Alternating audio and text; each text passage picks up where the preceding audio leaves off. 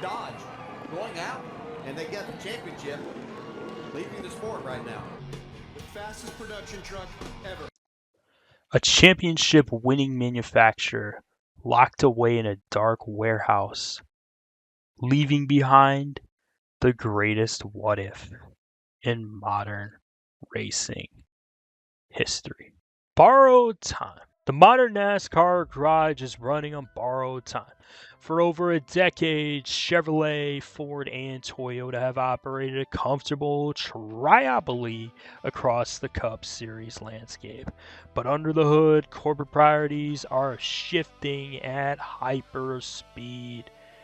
General Motors is pouring unprecedented capital into global motorsports, anchored by the TWG Motorsports partnership, where Spire Motorsports shares corporate ownership with Cadillac Formula One team and Andretti Global Initiatives.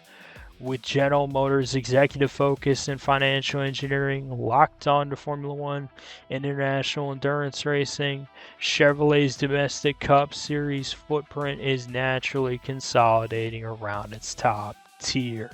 Meanwhile, Ford Performance is funneling massive research and development into their Red Bull Formula One engine partnership.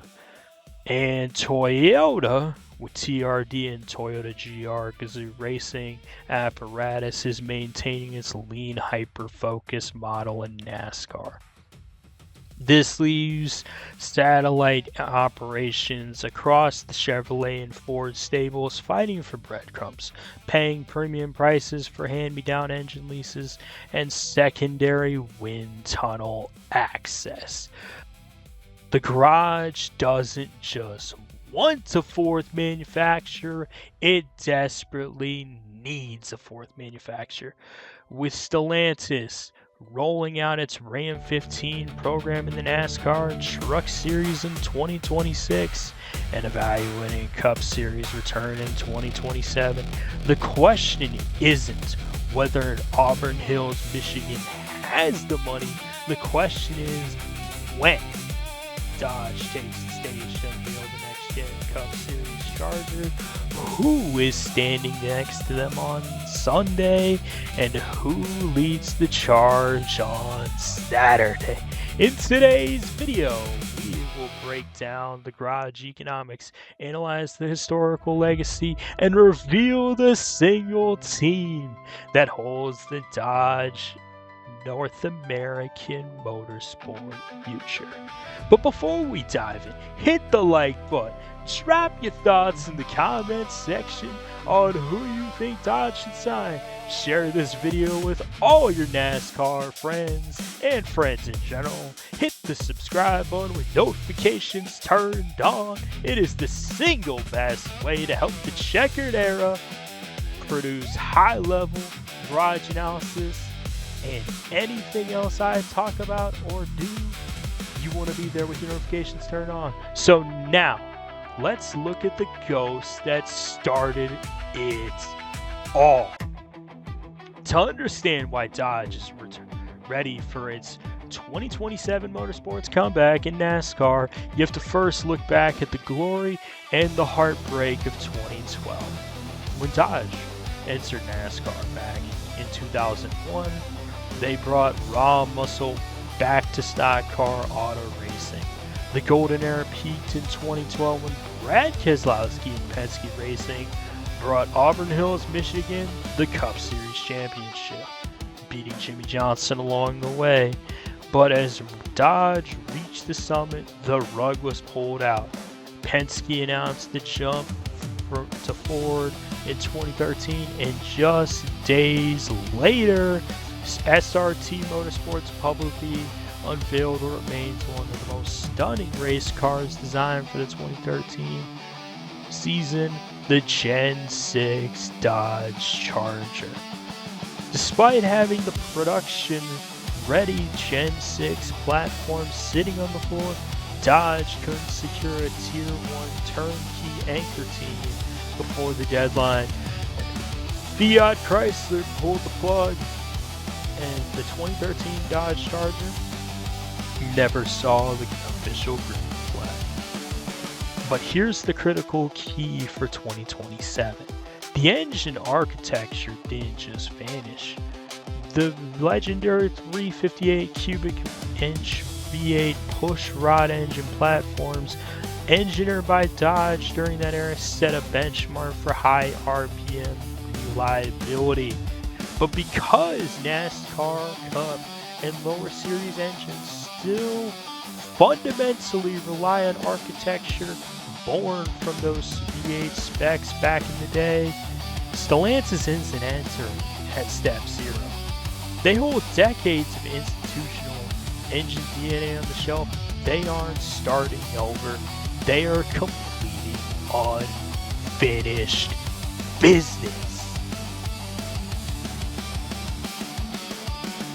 If Dodge rolls out a 2027 NASCAR Cup Series and O'Reilly Auto Parts Series initiative, they need turnkey infrastructure. So how do they do it? Well, our first candidate is Kaulig Racing. Matt Kaulig and Chris Rice have done the heavy lifting in 2026. They stepped up as the primary partner for Ram Truck's comeback into the Craftsman Truck Series. Kaulig Racing has locked down AJ Allmendinger in the Cup Series as their veteran cornerstone. Upgrading Kaulig Racing to full Dodge status on Sundays is the logical reward for their loyalty. However,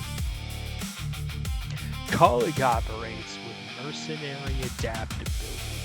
If Chevrolet dropped them tomorrow, rival OEMs would gladly offer body molds just to leverage Kaulig's elite superspeedway drafting program. Kaulig is essential, but they cannot, as in cannot, carry the lone weight of the OEM launch alone. So, candidate 2 is Stellantis needs a expansion program in the O'Reilly Auto Parts Series in 2027. And who is that? Haas factory team. With 5-star race car bodies holding the aerodynamic profile for the Charger composite chassis, entering the lower series carries a much lower technical barrier to entry. Haas operates with total operational independence. Teaming with Stellantis turns Haas factory team into a primary flagship for Dodge on Saturday afternoons, giving Dodge an instant multi-car fleet to collect track data and dominate Saturdays alongside Kaulig's pipeline. And wait for it, that another Charger in the 41 car for the NASCAR Cup Series. However, Dodge still needs someone else. Who is that? The team that is truly entertainment focused.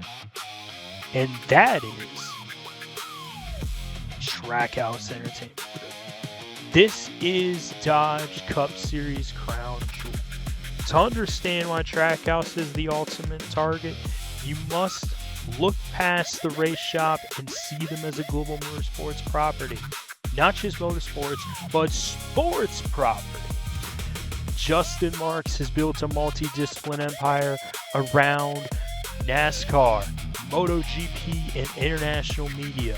But inside General Motors, Trackhouse hits the invisible scene. GM corporate capital heavily tied into Cadillac F1 via TWG Motorsports and Hendrick Motorsports, holding perpetual priority in Cup Series. Trackhouse remains a Tier 1 satellite buying customer team for engine leases. If Trackhouse just remains another Chevrolet customer team, their greatest asset is at risk. Their driver lineup. You gotta protect the generational roster. Look at Trackhouse's roster in 2026. Ross Chastain in the 1, the relentless blue collar anchor of their oval attack, and sometimes road course baller, Shane Van Gisbergen. We all know him as the king of the road course phenom, proven Cup Series winner, and having his best season on ovals in 2026. And Connor Zilisch, yes, the single most hyped young talent in modern motorsports, probably since Casey Atwood, commanding the number 88. But Zilisch is the generational crown jewel. Is Connor Zilisch. Connor Zilisch is the generational crown jewel. If Trackhouse remains locked in a crowded Chevrolet ecosystem where rival mega teams hold massive leverage, those teams will circle Connor Zilisch with open checkbooks, becoming the undisputed factory North American flagship for Dodge. Solves every structural challenge Justin Marks faces. But here's the thing. There's a vertical integration master plan. An anchor partner for Stellantis. Trackhouse receives what? Unconstrained factory research and development budget. Direct access to dedicated wind tunnel budgets. Custom CFD modeling and bespoke engine development for them. A complete 3-tier pipeline aligning with colleague and Haas factory team gives Trackhouse an uninterrupted ladder from Ram trucks to Dodge Cup Series entries.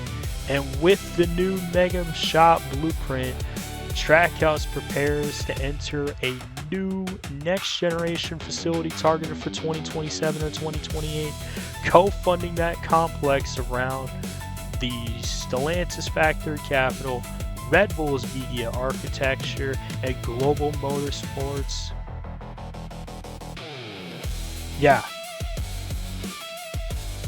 And the global and the new Mega Shop blueprint as Trackhouse prepares for their new next generation facility in Kannapolis, North Carolina, targeted for 2027 or 2028, co-funding that major complex with Stellantis factory capital, Red Bull media architecture, and global MotoGP partners, creates an unassailable motorsports hub in North Carolina.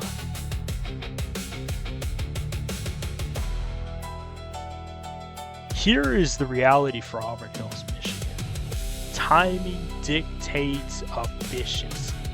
The engine specs for the O'Reilly Series still utilize the same 4-barrel carburetor engines of 2012 in steel frame dimensions that Dodge engineered prior to their departure. Yes, they'd have to have a composite body, but those aero templates are ready. If Stellantis delays the announcement past Darlington and the start of the NASCAR chase for the Cup, R&D costs compound exponentially. Machining engine blocks, finalizing for NASCAR approval, finalizing CAD submittals, machining engine blocks, finalizing machining engine blocks, finalizing CAD submittals for NASCAR approval, and building trackside dyno support requires minimum 6-month runway before speed weeks. Announcing a joint Trackhouse, colleague, and Haas factory team Cup Alliance alongside an expanded O'Reilly Series footprint before the NASCAR chase doesn't just make headlines, it fixes the balance of power across the garage. But at the end of the day, Dodge return to NASCAR is not just about selling muscle cars and Ram trucks. It's about securing long-term independence. Kaulig built the foundation in trucks. Haas factory team provides the perfect Saturday partner, but Trackhouse holds the star power, the global brand, and the generational roster to make a championship force for Dodge on Sunday afternoons. When you weigh the GM bottleneck, the global expansion, and the need to knock down Connor Zilisch for the next decade, there is no longer any debate. Trackhouse Entertainment Group needs Dodge the most in NASCAR for 2027. What do you think? Is Trackhouse the must-have anchor for Dodge, or should Stellantis look somewhere else on the grid? Drop your thoughts in the comments section if you enjoyed this deep dive analysis. Don't forget to like, share, and subscribe. Check it out. Hit that notification bell so you never miss an episode when we break down the business, the tech, the history of modern motorsports, and sports in general. Thanks for watching, and we will see you in the next one.